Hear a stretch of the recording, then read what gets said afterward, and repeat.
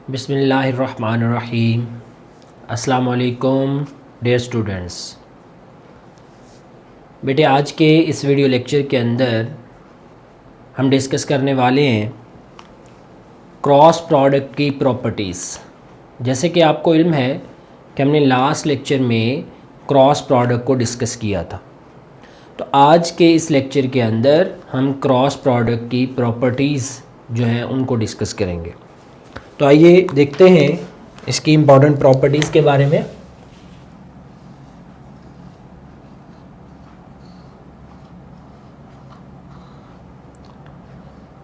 Properties of cross product.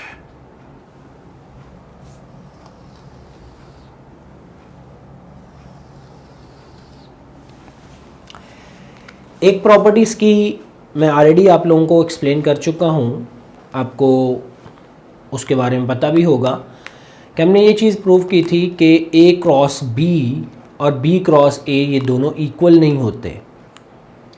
अगर आप ए cross B करते हैं तो आपका रिज़ल्ट जो आता है बी क्रॉस ए करने से रिज़ल्टेंट की डायरेक्शन बदल जाती है।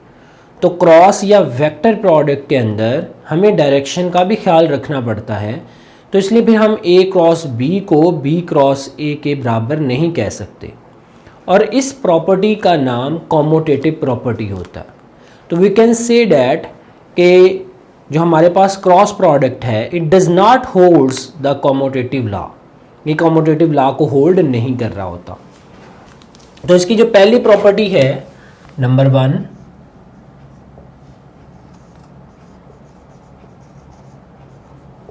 Commutative property.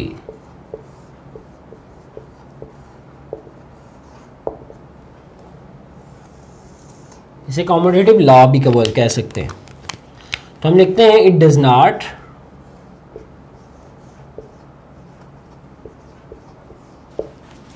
Hold the commutative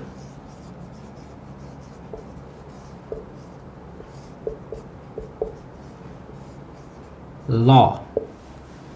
it means to say कि A cross B does not equal to B cross ए।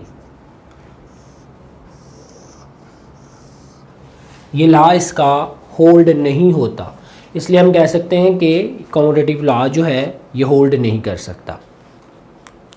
अब इससे अगली बात जो है दूसरी इंपॉर्टेंट प्रॉपर्टी वो है कि दो पैरेलल वेक्टर्स का अगर क्रॉस प्रोडक्ट लिया जाए तो आंसर उस वक्त मिनिमम आता है, बिकॉज क्रॉस प्रोडक्ट असल में जो प्रॉपर्टी है ये परपेंडिकुलर वेक्टर्स के लिए।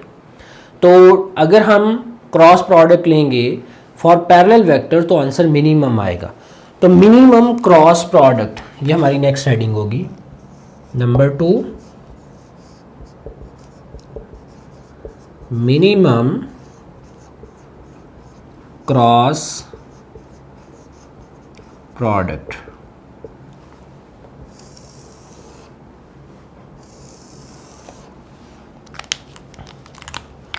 क्रॉस प्रोडक्ट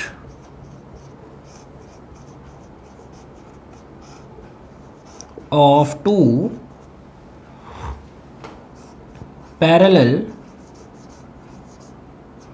vectors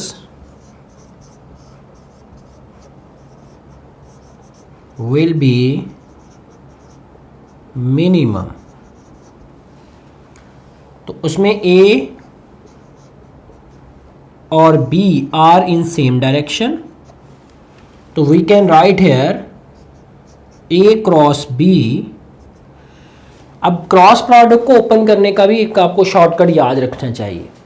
आप इसको लिख सकते हैं फर्स्ट वेक्टर की मैग्नीट्यूड, सेकंड वेक्टर की magnitude and sine of angle between these two vectors.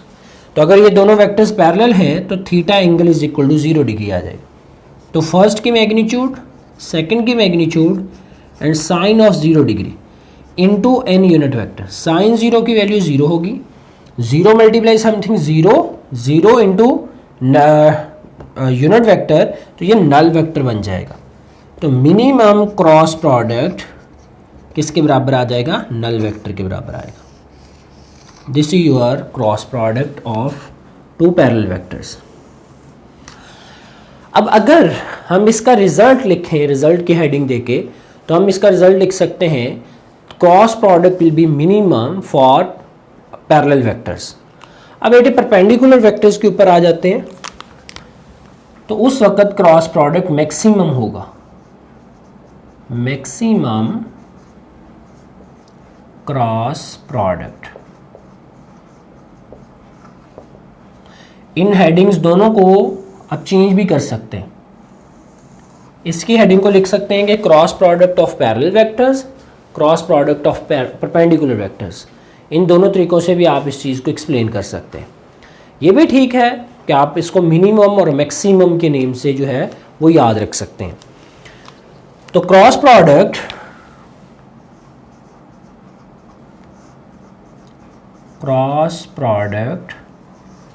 Of to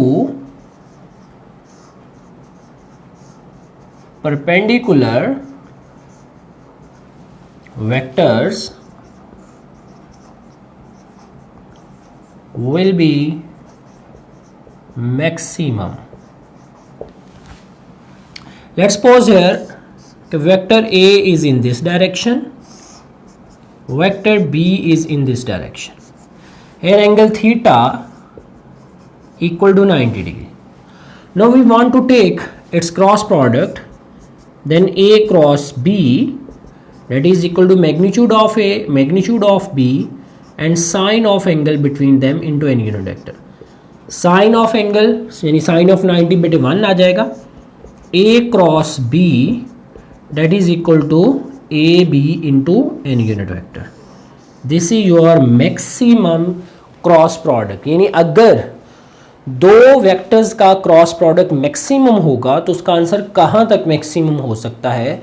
it is decided at कि उन दोनों वेक्टर्स की मैग्नीट्यूड का सिंपल प्रोडक्ट कर लें तो आंसर आपका मैक्सिमम आ रहा होगा और वो मैक्सिमम क्रॉस प्रोडक्ट कहलाएगा।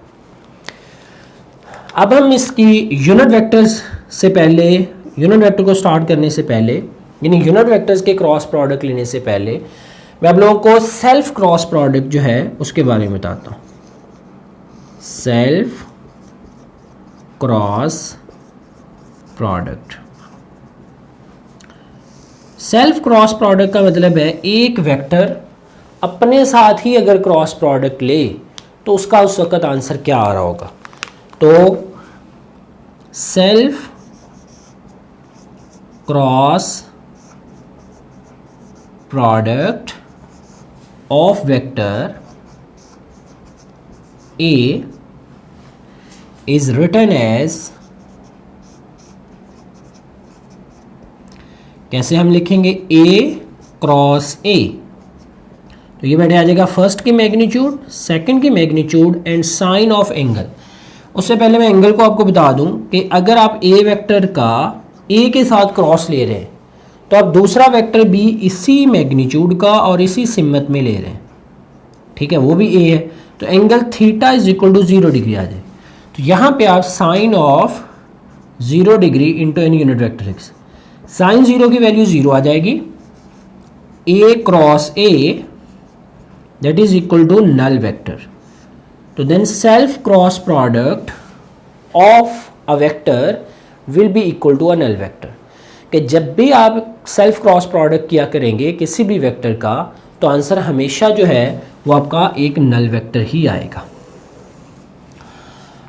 अगर आप एंटी पैरेलल वेक्टर्स ले लेते हैं, उनका क्रॉस प्रोडक्ट लेते हैं, हेडिंग्स देख लें बिल्कुल वही हैं जो प्रॉपर्टीज़ आपने डॉट प्रोडक्ट के लिए की थी, उसी हेडिंग्स में, बस फ़र्क वहाँ पे आ रहा है कि वहाँ पे कॉज ऑफ थीटा था और एन यूनिट वेक्टर नहीं था। यहाँ पे साइन ऑफ थीटा है और साथ ही साथ एन यूनिट वेक्टर आ रहा है। तो हम कह सकते हैं कि प्रॉपर्टीज़ की हेडिंग वही है, इसलिए फिर हमें प्रॉपर्टीज़ याद रखना आसान हो जाएंगी। उसमें भी मैंने मिनिमम प्रोडक्ट कहा लेकिन उसमें कुछ और आंसर्स आ रहे थे, मैक्सिमम प्रोडक्ट कहा उसमें इससे डिफरेंट आंसर आ रहे थे।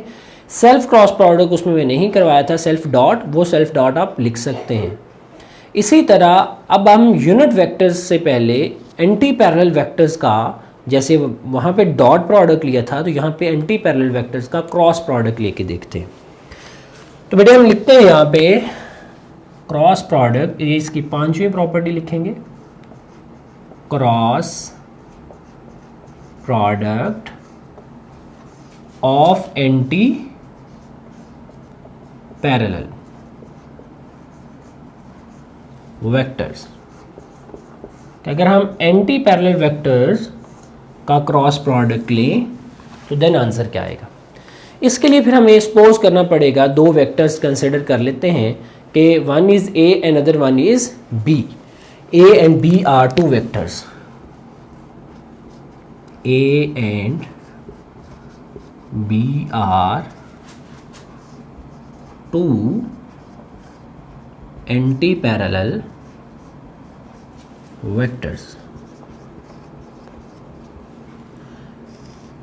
A is in this direction, B is in opposite direction. जब एंटी पैरेलल वेक्टर्स हैं तो angle theta will be equal to 180. Now we can write it A cross B that is equal to magnitude of first one, magnitude of second one and sine of angle between them into any unit vector. Sine of angle 0 आ जाएगा. A cross B is equal to null vector. तीन जगहों पर हमारा answer null vector के बराबर आया। अगर parallel vectors हों, अगर एंटी पैरेलल वेक्टर्स हों, या आप सेल्फ क्रॉस प्रोडक्ट लें, तो इन तीनों सूरतों में आपका आंसर जो है वो नल वेक्टर के बराबर आता है। और आपका आंसर मैक्सिमम तब आता है जब आप दो परपेंडिकुलर वेक्टर्स का क्रॉस प्रोडक्ट ले रहे होते हैं। उस वक्त आंसर की वैल्यू मैक्सिमम आ रही होती, और वो मैक्सिमम आंसर आपके दोनों वेक्टर्स की मैग्नीट्यूड की मल्टीप्लिकेशन के बराबर होता है। और एक प्रॉपर्टी हमने इसकी कॉम्यूटेटिव लॉ की डिस्कस की है। अब बात कर लेते हैं बेटे कि अगर आप यूनिट वेक्टर्स के दरमियान में क्रॉस प्रोडक्ट लें तो उसका आंसर क्या आएगा। यूनिट वेक्टर्स आपके दो तरह के पॉसिबल हैं, मतलब आप सिमिलर यूनिट वेक्टर्स के दरमियान में क्रॉस प्रोडक्ट लें, या आप परपेंडिकुलर यूनिट वेक्टर्स के दरमियान में क्रॉस प्रोडक्ट लें, तो उनसे हमारे पास आंसर क्या आएंगे। तो पहला हम लिखते हैं इसकी 6 वाली property, cross product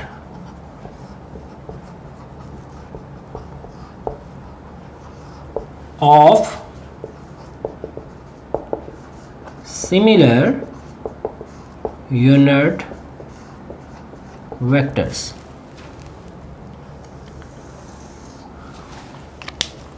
Similar unit vectors just like that, I cross I। तो ओपन करने का वही तरीका है, ये मैं डायग्राम बना लेता हूँ, x axis, y axis and z axis. x axis के long I unit vector, y axis के लॉन्ग j यूनिट वेक्टर और z एक्सिस के long k unit vectors. All three unit vectors are perpendicular to each other. लेकिन अगर हम i unit vector को i के साथ क्रॉस ले रहे हैं तो वो तो पैरेलल होंगे, तो फिर हम कह सकते हैं कि i और i के दरमियान में एंगल 0 आएगा। तो इसको ओपन करने का तरीका कार क्या होता है, पहले की मैग्नीट्यूड दूसरे की मैग्नीट्यूड, दोनों यूनिट वेक्टर्स हैं तो 1 1 आ जाएगा। Sine of 0 degree into any unit vector, this answer goes to 0, then I cross I we can write it as null vector, ये null vector होगा। Similarly हम कह सकते हैं J cross J is equal to null vector and K cross K equal to null vector। ये तमाम answer जो हैं इनके नल वेक्टर के बराबर आ रहे होंगे। ये दिखानी कि नल वेक्टर्स के सिमिलर के दरमियान में हमारा क्रॉस प्रोडक्ट क्या होगा। अब अगर हम बात कर लें कि परपेंडिकुलर यूनिट वेक्टर्स के दरमियान में क्रॉस प्रोडक्ट कैसा होगा, यानी चलो i का j के साथ किस तरह से आएगा, तो हम परपेंडिकुलर्स की बात कर लेते हैं। Property number 7, cross product of perpendicular unit vector.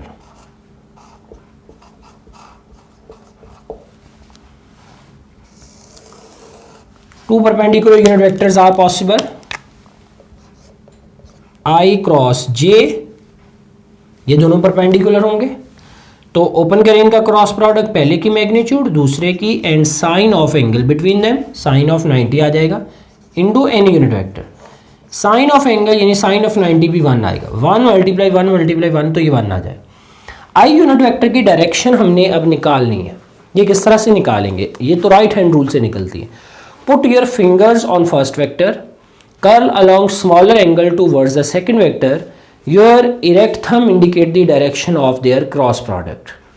तो हम आई के अलोंग अगर फिंगर्स रखते हैं, जे के अलोंग कर्ल करते हैं, तो हमारा के की डायरेक्शन में यानी बाहर की डायरेक्शन में हमारे पास इसकी डायरेक्शन आ जाएगी. यानी एन यूनिट वेक्टर्स को हम के यूनिट वेक्टर लिख सकते हैं. तो यहाँ से हमें पता चला कि आई क्रॉस जे जो है ये तो के बराबर आ जाता है. इसी तरह अगर हम इससे अगले प्रोडक्ट लें यानी जे को के साथ मल्टीप्लाई करें, पहले इनकी डायरेक्शन को कंफर्म कर लें कि किस तरह से होगी.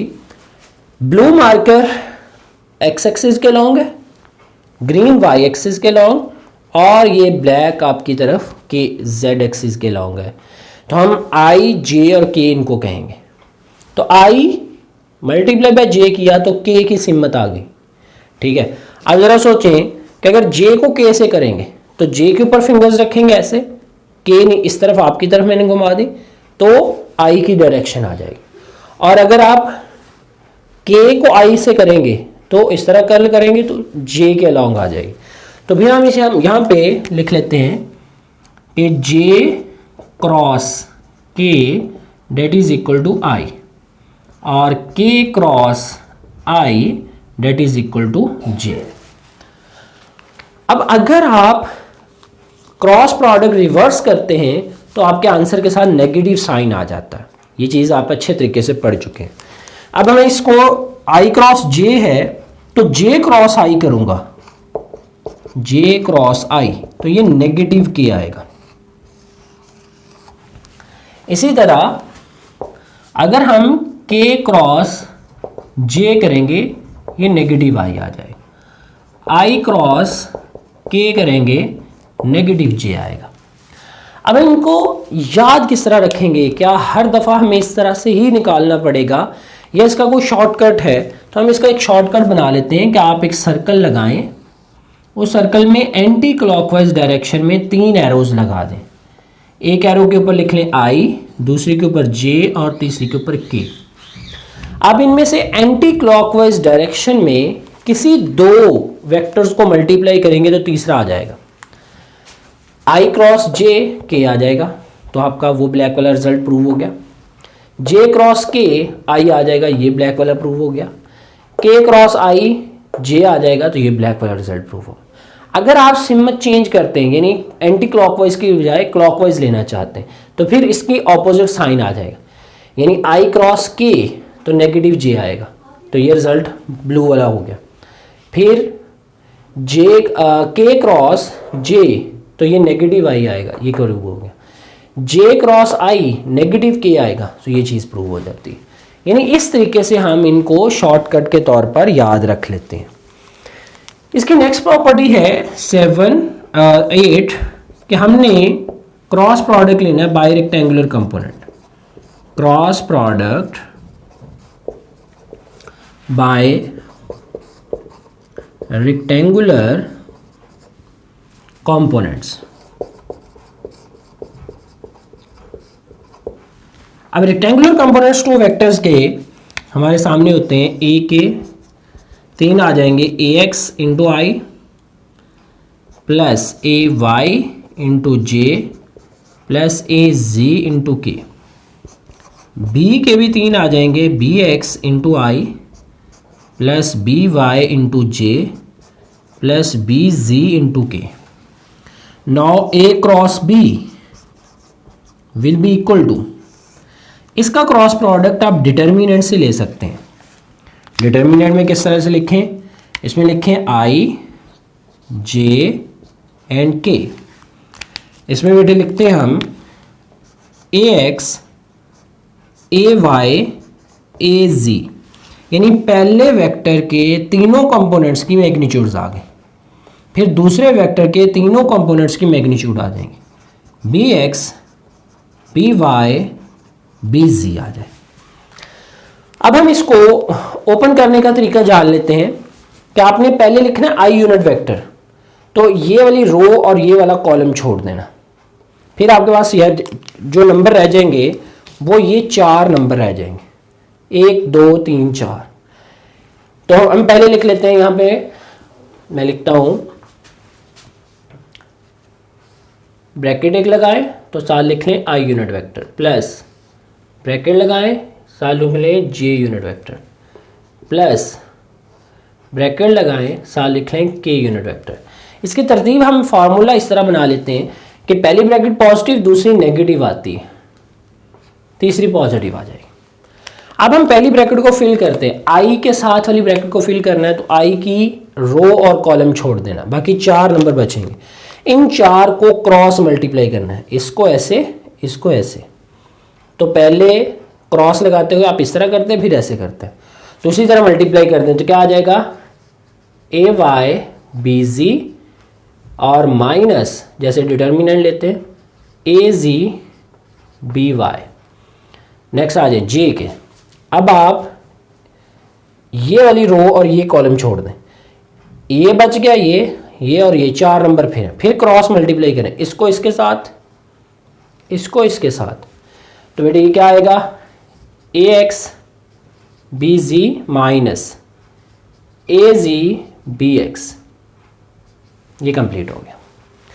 इसी तरह के को कंप्लीट करना, तो हम फिर देखते हैं तो 4 नंबर बचते हैं, के वाली रो कॉलम छोड़कर, इसको इसके साथ मल्टीप्लाई करें, इसको इसके साथ करें, हमारे पास आ जाएगा ए X B Y minus A Y B x. ये हमारे पास इनके आंसर जो हैं वो निकल आते हैं। अब आप जो नेगेटिव साइन लिया था उसको आगे इंप्लाई भी कर सकते हैं, इस नेगेटिव को इसके साथ और इसके साथ, तो फिर हमारा जो फाइनल आंसर आ जाएगा वो ये आएगा A Y B Z minus A Z B Y into I unit vector plus A X B ji